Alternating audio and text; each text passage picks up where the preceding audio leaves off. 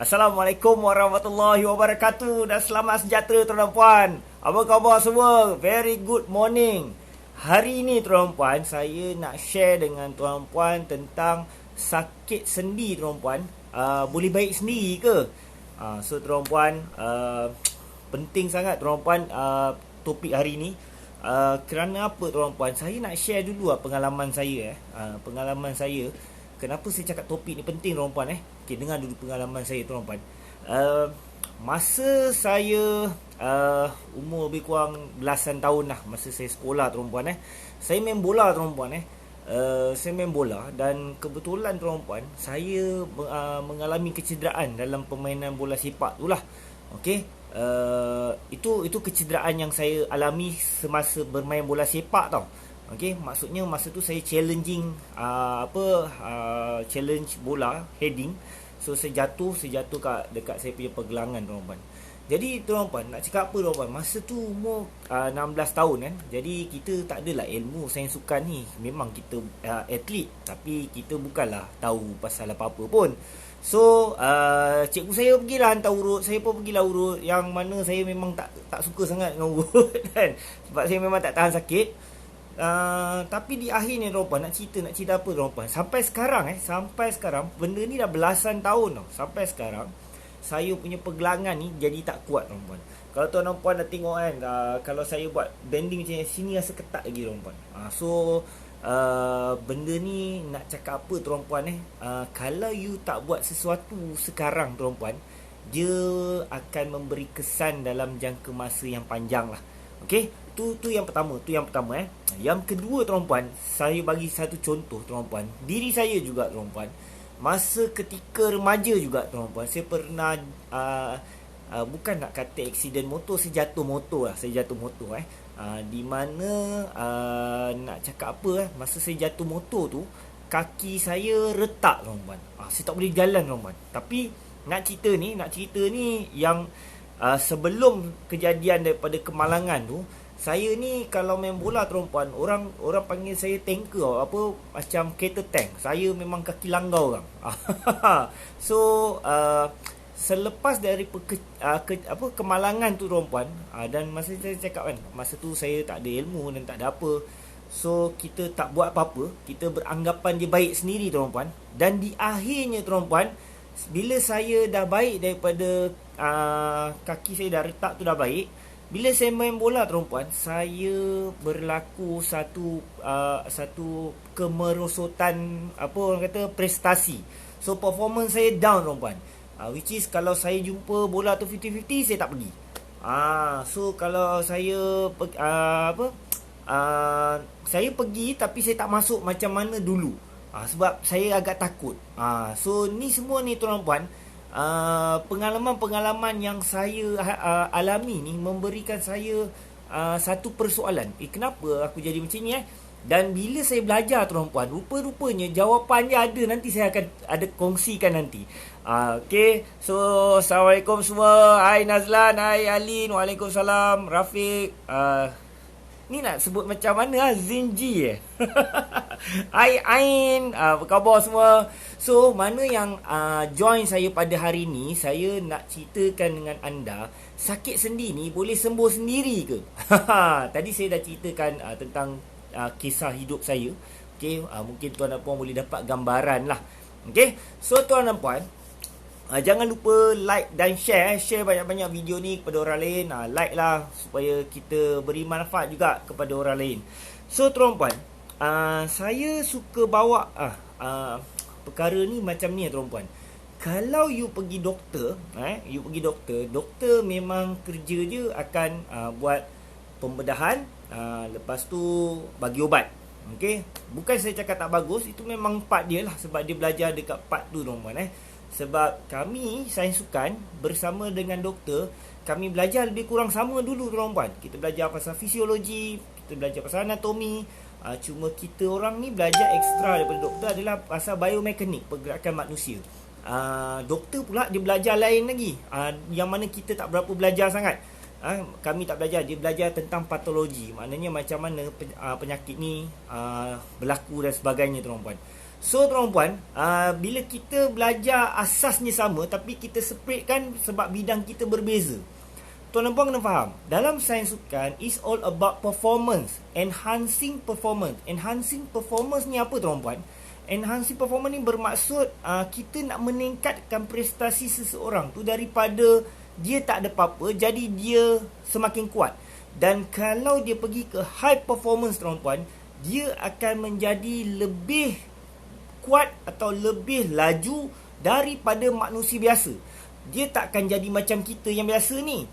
So tuan puan kena faham tau, bila pergi ke high performance, dia tak cerita tentang benda-benda yang orang kata biasa-biasa. Tak, dia cerita tentang lebih detail lagi, precisely macam mana Lee Chong Wei nak smash dengan kuat. Mesti ada darjah dia. Tu kita belajar biomekanik tuan puan. Masa saya belajar master tuan puan, kita belajar tentang analisis human body tuan puan. Macam mana saya pernah main golf tuan puan, saya pernah belajar main golf tuan puan. Saya belajar dengan seorang pro ni. Pro ni memang dia very, orang kata dia punya kalau dia cari kita punya salah tu, dia just cakap macam ni je. Kau kepala pergi toleh. Kau dia cakap je, kepala kau toleh, mesti bola kau lari. Cuba kepala kau tengok bawah je, swing. So bila kita tengok, memang betul bola tu pergi tegak. Macam magic belajar dengan dia. Memang seronok. Tapi saya tak tahan lah pasal sakit kan. Sebab main golf ni dia agak sakit lah. So tuan puan, bila kita kena faham tau, doktor dia ada part dia tuan puan. Dalam sains sukan pun dia ada part dia. Okey, saya nak bawa satu lagi senario tuan puan. Senario. Okey, tuan dan puan boleh dengar saya punya cerita ni dulu sebelum saya masuk ke topik macam mana nak menyelesaikan. So sebelum tu tuan dan puan, Assalamualaikum. Saya Bahagia Jumali. Hari ni tuan dan puan, saya nak ceritakan dengan anda tentang sakit sendi ni boleh baik sendiri ke? Tadi saya dah cerita tentang ni. Nanti tuan dan puan boleh scroll balik lah. Saya nak terus sambung saja. Dan saya nak bawa lagi satu senario tuan dan puan, tentang apa orang kata, doktor dengan sains sukan ni kalau dia calibrate, dia akan buatkan manusia tu jadi lebih baik lah. Saya ambil contoh high performance, maknanya sukan yang berprestasi tinggi, sebab nak bagi tuan dan puan gambaran. Kalau saya cerita pasal tentang manusia biasa, tuan dan puan tak nampak.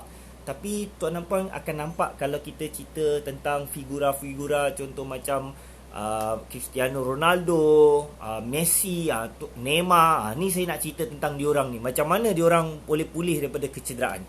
Okey, sebelum tu saya nak greet lah kawan-kawan yang masuk ni.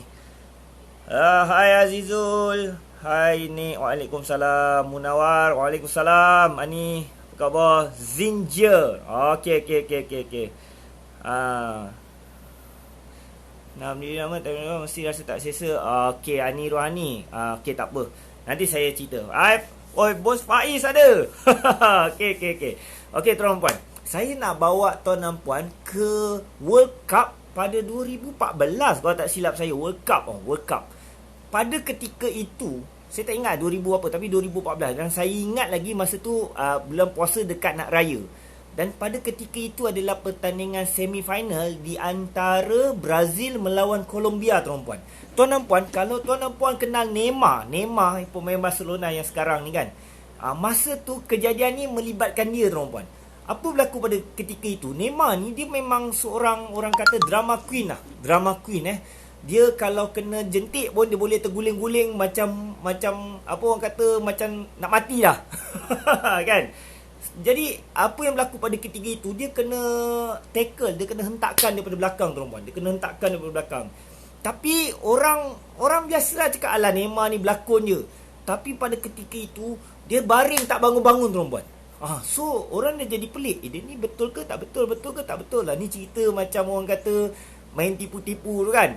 So bila 3 kali kita tipu, orang dah menipu lah ni. So jadi bila berlaku macam tu, orang macam tak kisahkan tau. Tapi dia tak bangun-bangun. Bila dia tak bangun, referee datang. Rupanya dia sakit pinggang. Okey, so sampailah stretcher datang tuan-tuan. Stretcher ni yang orang datang bawa usung apa, bukan katil lah, stretcher lah tu yang untuk orang bawa orang keluar daripada apa, padang kan.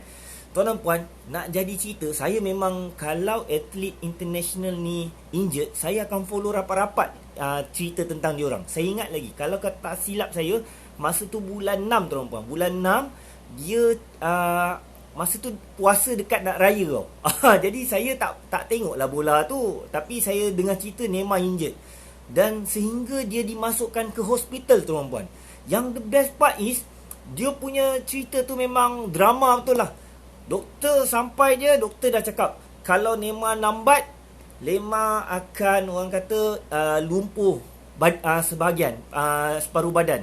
Wah, bila dia cerita macam tu tuan puan, dunia dekat dalam dunia ni jadi gegar lah. Jadi new star kan, star bola sepak macam Maradona sekarang kan. Kalau kita tengok cerita Maradona mati ni, tak habis tau.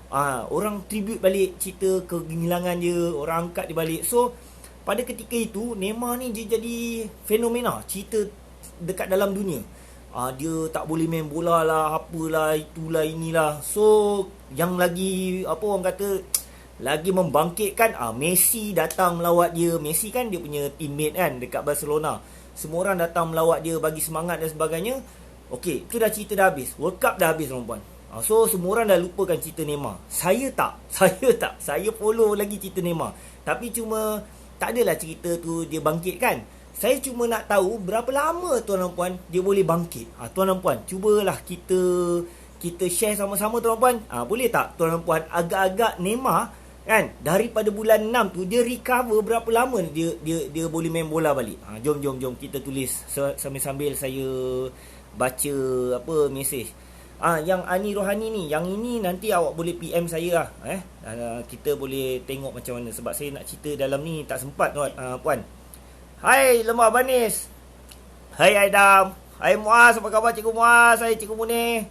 Ramai cikgu. Hai Nurizan. Hai Zian Akasha. Okey, wassalam. Okey, berapa lama agak-agak? Boleh tak tuan dan puan komen sikit?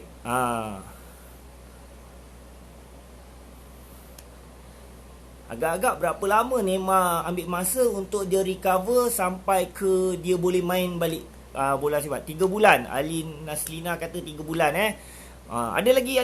Jom kita share sikit. 3 bulan. Lebah manis. Alright, lagi. Saya nak ceritakan tuan puan kecederaan Neymar ni dia bukan macam ACL tau. Dia didapati patah tulang belakang. Tulang belakang dia ni okey. Tuan dan puan jangan ingat tulang belakang tu macam gini kan. Yang panjang tu dia patah macam tu. Bukan macam tu tau. Dekat tulang belakang dia ada macam satu macam butterfly, macam ada satu tulang yang dia tulang straight. Dekat antara tulang tu ada apa macam butterfly keluar lah.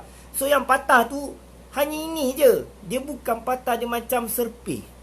So tuan puan, sepetu je pun tak boleh bangun. Betapa teruknya dia alami injury tu, sampaikan doktor cakap kalau dia lambat pergi hospital, dia lumpuh. So nak katakan dia punya serius kan. Saya pasal kalau ACL ni semua kita tak heran tau. Sebab kita dah tahu ACL berapa bulan pun dia cepat. Tapi ini pasal dia cerita patah tulang belakang. So tuan dan puan, ramai yang cakap 3 bulan, 6 bulan, 5 bulan Tuan dan puan, saya follow cerita dia. Dia tak sampai 3 bulan tuan dan puan, dia 2 bulan lebih dia dah main untuk Barcelona. Dia masuk je, first appearance dia score 2 gol. Dia macam tak pernah injured. Tuan dan puan, saya cakap saya ulang semula. Daripada bulan 6 saya follow, saya tengok balik dia first appearance dia bulan 7 ke bulan 8. Lebih kurang dalam sebulan 2 bulan je. Tuan dan puan, dan first appearance dia main dengan Barcelona, dia score 2 gol. Tuan dan puan, gila ke tak gila? Memang kerja gila tuan dan puan. So tuan dan puan, saya memang rasa kagum gila dengan dia punya facilities, dengan dia punya apa orang kata teknik, metodologi yang dia buat untuk pulihkan Neymar tuan puan. So tuan puan, hari ni saya nak ceritakan dengan tuan puan bagaimana Neymar ni boleh recover daripada ni. Ini bukanlah saya follow Neymar tau.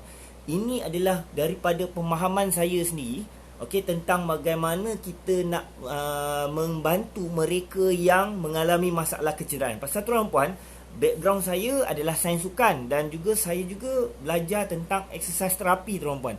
So kalau tuan puan follow saya ni bukanlah exercise saya tak fancy sangat tuan puan. Exercise saya is a basic exercise di mana saya akan fikir banyak tentang macam mana senaman ni boleh membantu you all tidak mengalami kecederaan yang lebih teruk.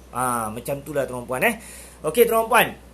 So saya nak masukkan ke dalam point kita tuan puan. Bagaimana Neymar boleh recover dalam masa yang cepat. Okey, yang pertama tuan puan. Jom kita tulis kalau boleh. Yang pertama tuan puan, mereka melalui proses fisioterapi tuan puan. Fisioterapi adalah sangat penting dalam proses pertama pemulihan.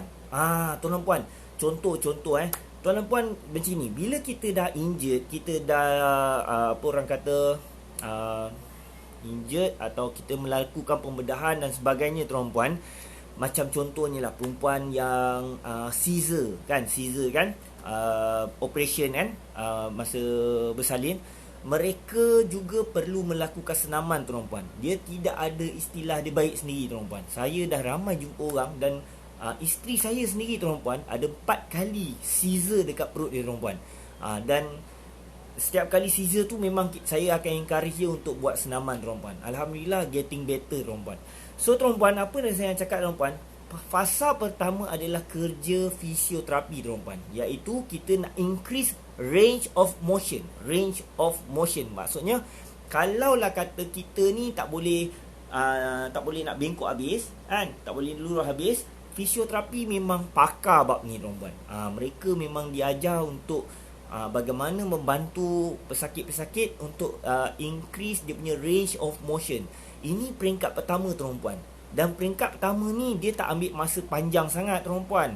Mungkin dalam 10 kali, mungkin tak sampai 20 kali dah okey. Dia depends dengan macam mana kita ni lah. Kalau kita ni muda, proses adaptasi atau ni semua sekali akan berlaku dengan cepat. Kalau kita dah berusia, dia akan jadi lambat sedikit. Okay. So it depends juga how fit ataupun macam mana keadaan you sebelum. Kalau you orang yang fit sebelum, walaupun you umur 40-50 tahun, chances recovery you akan lagi cepat. Sebab itulah tuan puan, kena exercise. Kena pastikan otot-otot you ni kuat, sel-sel you kuat, supaya bila berlaku sesuatu you akan cepat recover. Inilah kelebihan senaman. Sebab tu ada orang cakap nak kurus 80% diet, 20% senaman tuan puan. Tuan puan kena fikir balik. Sebenarnya bukan 20% senaman saja yang tuan puan kena buat, tapi tuan dan puan kena fikirkan juga in long term tuan puan. Sebab kita bukan training untuk kurus sahaja.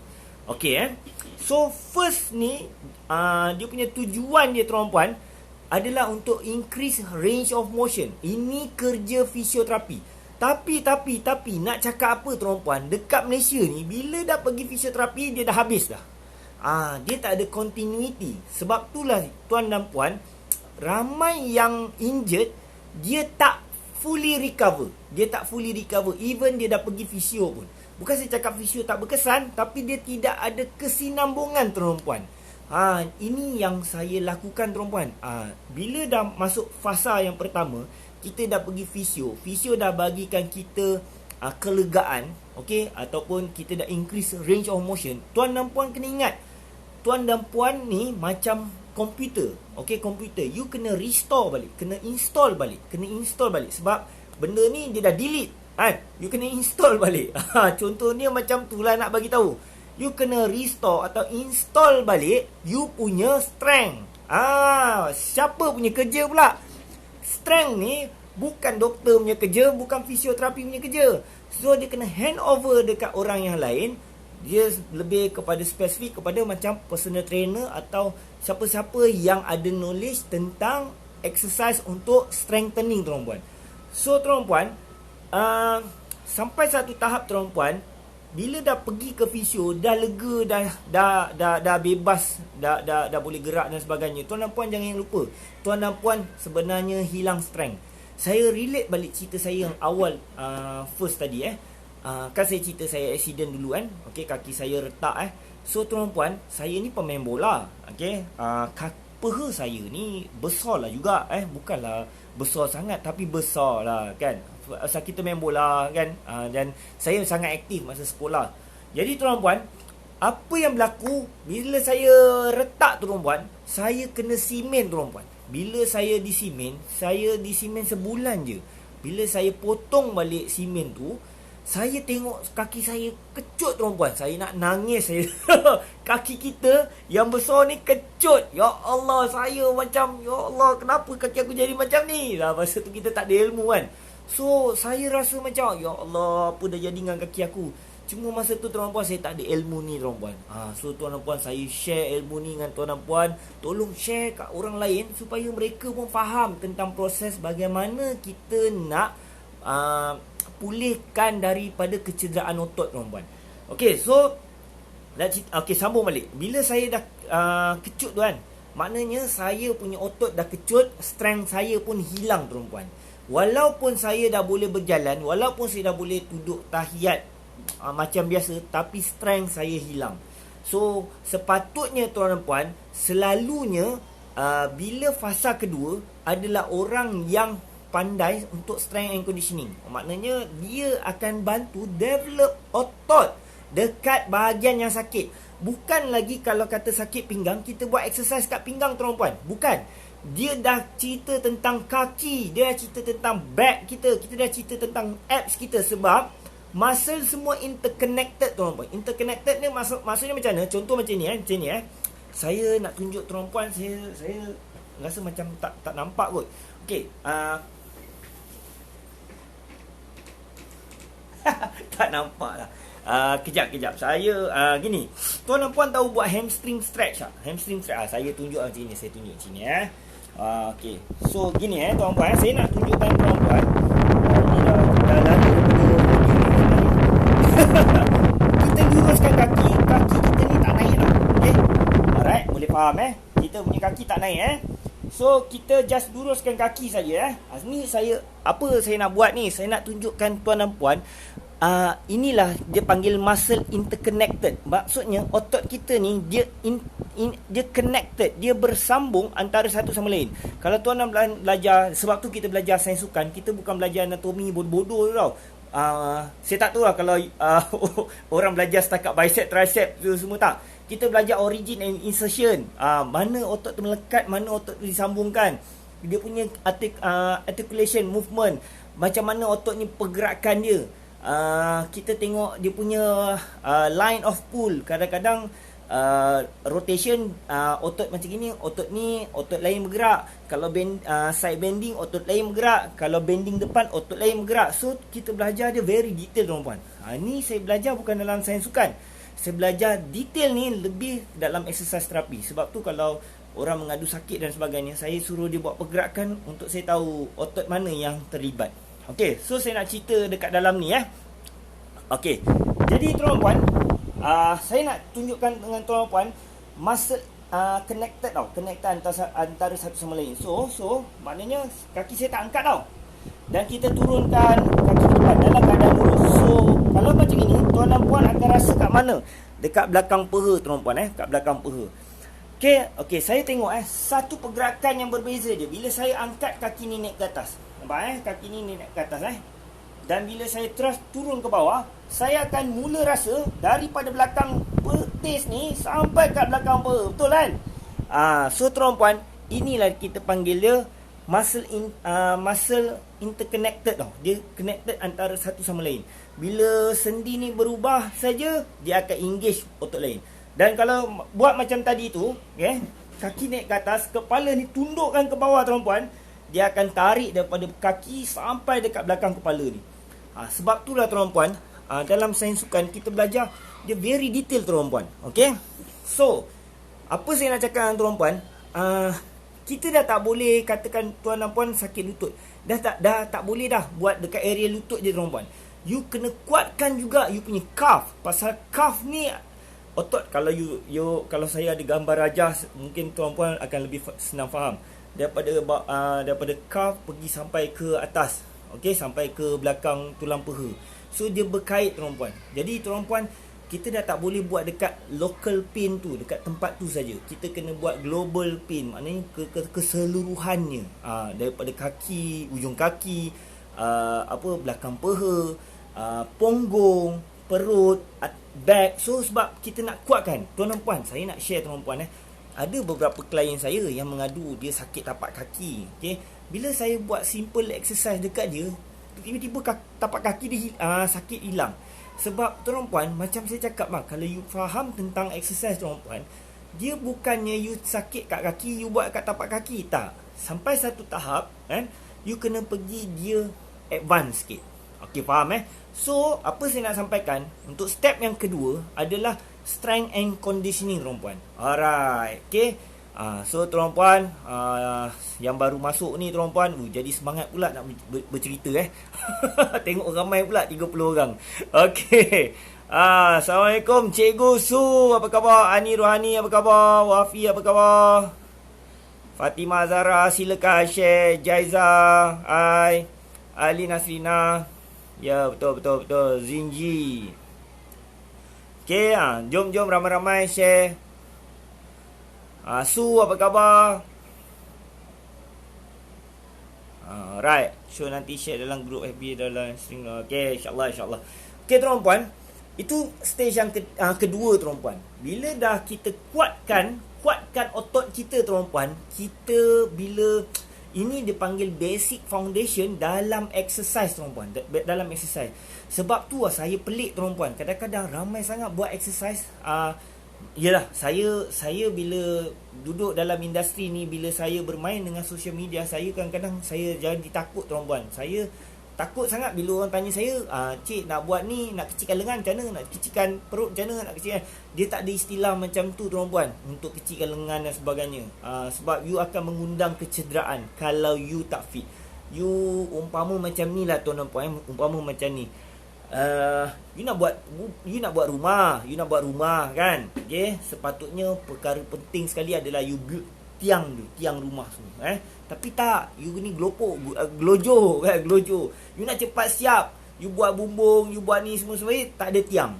Okey, katakan rumah tu jadi, memang jadi tuan-puan, tanpa tiang rumah tu jadi, tapi dia tidak tahan lama. So maksudnya tiang ni adalah basic.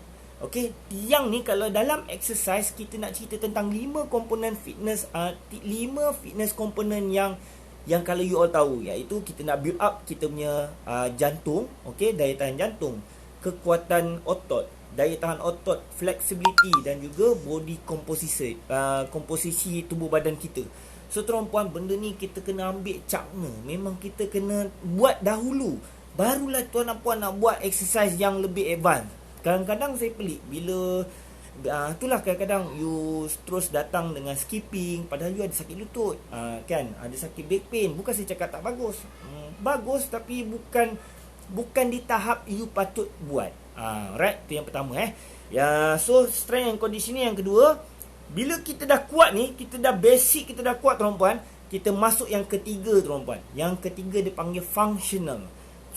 Okey, saya relatekan balik pada Neymar Neymar ni, kenapa dia cepat? Sebab dalam masa beberapa hari tu memang fisioterapi akan datang. Dia tak tahu lah dia ada fisioterapi dah, tapi selalunya dalam football team dia ada fisioterapi yang fokus dengan bola sepak tu sendiri. Dia bukan fisioterapi yang kat hospital tau. Tapi fisioterapi yang kat hospital tu sebab diorang ni dah pergi ke sports, diorang ni approach diorang lebih advance, lebih inilah. So diorang akan buat something, okay? Dia akan make sure Neymar boleh jalan. Itu je. Kerja dia adalah make sure Neymar boleh jalan dulu. Alright. Okay, lepas tu strength and conditioning coach akan masuk. First kali dia akan datang, strength and conditioning coach, dia akan suruh Neymar buat perkara-perkara movement, exercise movement ni dengan cara yang orang kata body weight saja. So dia nak tengok Neymar boleh bergerak macam mana. So lama kelamaan dia increase weight sampai Neymar punya strength develop balik. So tuan-puan, macam saya cakap lah, bila you seorang yang fit, bila you mengalami kecederaan, sebenarnya you nak come back balik cepat tau. Macam Neymar. Unless you bukan Neymar. Okay, you orang-orang biasa. Nemo. So, bila orang biasa, dia nak comeback tu dia lambat sikit. Okay, sebab memang dia tak kuat sebelum ni kan. Tiba-tiba dia jadi kuat, memang payah lah. Tapi, tuan-puan, untuk orang yang macam Neymar ni, orang yang fit, dia punya comeback cepat. So, dia ada muscle memory, strength semua still ada. Jadi, dia tinggal nak develop untuk sampai kat level tu. Dan pergi ke fasa yang ketiga, tuan-puan, dia pergi ke functional. Functional ni, barulah kalau kita tengok Neymar, barulah Neymar ni pergi main bola, tuan-puan. Dia akan buat agility, lari ke kiri ke kanan, lari pecut, lompat dan sebagainya. So, agility pula. Functional ni bermaksud dia satu latihan yang mimik, yang menyerupai atau menyerupai keperluan atau situasi yang dia nak buat lah. Okey, contoh macam kita ni boleh juga buat functional. Contoh kita nak angkat barang. Memang kita ada satu exercise yang kita kena turun bawah dan angkat barang. Kita tak boleh buat deadlift along the way sampai habis. Maknanya kalau 10 tahun buat deadlift tak. Kita kena variation kan, tuan-puan. Kena include dengan movement juga. So, tahap yang ketiga ada ultimate. Ultimate ni maksudnya kita varietykan exercise tu dengan bebanan. Dan mimik dengan pergerakan harian yang kita nak lakukan. Contoh macam pemain bola sepak. Dia functional ni dia lebih kepada pemain bola, atlet lah. Contoh macam Lee Chong Wei. Dia jumping. So, dia memang kena buat jumping banyak lepas tu. Bukan dia datang-datang terus buat jumping. Tak So, tuan-puan, itulah 3 step dia. Tuan-puan, yang pertama adalah kita increase range of motion. Ini tugas fisio. Memang fisio memang pakar bab ni. Okey, tapi selepas tu tuan-puan, kita kena sambung dengan strength and conditioning untuk restore kita punya strength semula. Dan fasa yang ketiga adalah the ultimate one, kita pergi ke functional training. Sebab tu macam orang yang sleep disc, orang yang ada sakit pinggang, bila mereka menjalani latihan bersama kami, tuan-puan, mereka lalui proses ni. Proses fisio je saya tak ambil. Fisio saya akan cakap, okay, you pergilah fisio dulu, you make sure you dah boleh jalan, you pain free sikit. So, I punya kerja adalah install you punya strength. So, tuan-puan, bila dalam proses pemulihan sakit sendi dan otot, mesti lalui 3 peringkat ni. The ultimate one, yang last kali tuan-puan, memang dia kena buat functional lah. Dan exercise tu nampak simple, tapi yet dia memang agak challenging. Pasal dia bukan sahaja fokus dekat otot besar, tapi dia fokus juga kat otot stabilizer dan yang lain-lain, yang kecil-kecil lah. Alright. Okay, tuan-puan, saya rasa sampai sini saja saya punya perkongsian. So, tuan-puan, terima kasih bersama saya. Lebih kurang dekat 40 minit juga saya live hari ni. Jadi, tuan-puan, mana yang berkesempatan ni, tolong share dan tag lah kawan-kawan tuan-puan, mana yang ada sakit sendi dan otot. So, tuan-puan, pergi fisio sahaja tidak menyelesaikan masalah semua. So, dia mesti kena sambung. Alright. So, kalau you langsung tak pergi fisio, you buat bodoh je, memang you akan dia macam orang cepat kaya lah kan. Dia duduk kan, nak kerja senang je. Lepas tu kena scam. Lalas you kena scam dengan you punya diri sendiri. So the worst part is, tuan-puan, bila you sakit, you percayalah, kualiti hidup you tak akan baik. Okay, performance kerja you akan merosot. You punya pergaulan pun you punya emotion pun moody, stress, hubungan suami isteri akan terganggu. So, tuan-puan, you just imagine, benda kecil ni tapi memberi impak yang besar dalam kehidupan you sendiri. Okay, itu saja, tuan-puan. Saya ucapkan terima kasih kerana join program live saya. Tolong share, tuan-puan, tolong share, beri manfaat kepada orang lain, supaya mereka juga faham tentang proses pemulihan otot ni. Okey, Assalamualaikum warahmatullahi wabarakatuh dan selamat sejahtera.